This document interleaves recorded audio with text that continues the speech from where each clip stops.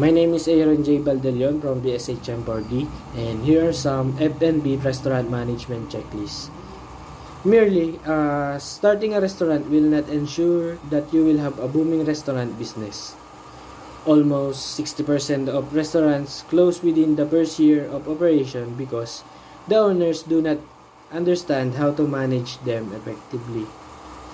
The fact that nearly every operation of a restaurant runs side by side and needs to be handled not just individually but also as synchronized unit to help the cause, and hence you need to develop a system through which you can take care of daily operations and ensure the smooth functioning of long-term operations.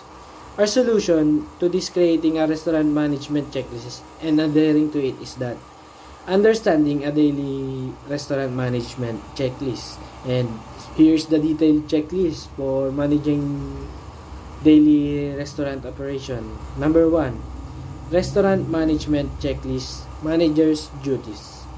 A manager plays a vital role in maintaining a restaurant. The manager must be present when the restaurant opens and closes, since he or she is responsible for all activities that happen in the restaurant. Thus, manager's daily checklist is one of the most crucial parts of restaurant management. Check. This checklist regarding the daily duties of manager contains 3 sections, and they are manager's opening checklist, shift change checklist, and manager's closing checklist. In manager's opening checklist, the manager who opens the restaurant is responsible for unlocking the cash register and adding the first cash. He should also check the reservation made by the customer for the day and reply to all the emails that the restaurant has received. Checking inventories is another significant activity that a manager must perform. On shift change checklist, during the shift change of the managers, the previous manager should complete all his tasks so that the next manager can take up operations of the restaurant and his duties as mentioned in the restaurant's management smoothly. The first manager should also deliver all the necessary information to the next manager. And from manager's closing checklist. Next on the restaurant checklist for the manager's duties are the doing tasks, closing tasks.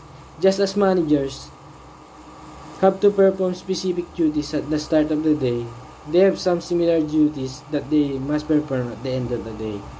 These duties precisely include counting the register, looking at the detailed sales report at the end of the day, and counting tips and allocating them properly. Number 2, restaurant management checklist for side work.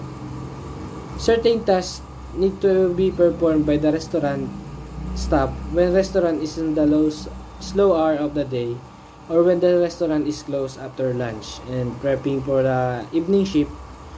At these hours, managers may assign some duties to idle staff members both at the back and at the front end of the restaurant. These tasks must be put on a daily checklist to make sure that they are not missed. These include restaurant management checklist for front of the house operations, restaurant management checklist for back end operations, and during idle hours there is generally not much to do. Number 3, restaurant management checklist, kitchen and cleaning staff. The kitchen is not merely a place where food comes out, and it needs to be arranged accordingly, and to ensure that the kitchen operations are on point, you need to create a daily checklist for your kitchen staff as well. This checklist will be a part of restaurant management checklist but will deal with the tasks exclusive to your kitchen staff. This checklist will have 2 parts, the first dealing with kitchen preparation work and the other one is with kitchen cleaning. And number 4, restaurant management checklist.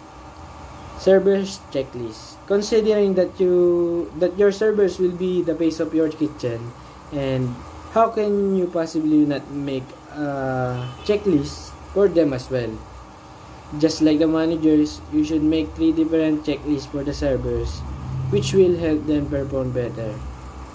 And this include servers opening checklist, and servers ship change checklist, and servers closing checklist. So, number 5, restaurant management checklist. Bartender's duties. Managing a bar is a part of how to manage a restaurant question. Hence, if you have a bar, then you must have a checklist for the bar activities. The checklist should include the total sales, the number of bottles taken up from the stock, and if any bottle was broken, the stock available for the next day.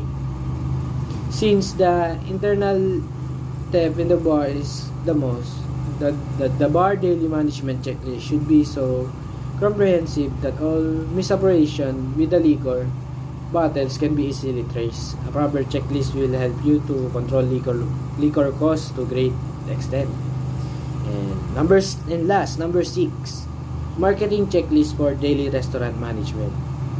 Considering the marketing is very integral of the restaurant operation, that plays a major role in forging the future of your restaurant. You must create a checklist for the in-house marketing officials. As well, these officials need to monitor what is being said about your restaurant on social media, and they must check the reviews your customers leave on these platforms and respond immediately.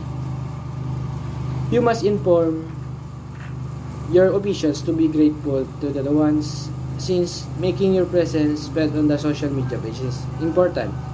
This official must religiously post photos and videos of your dishes and restaurant. Thank you.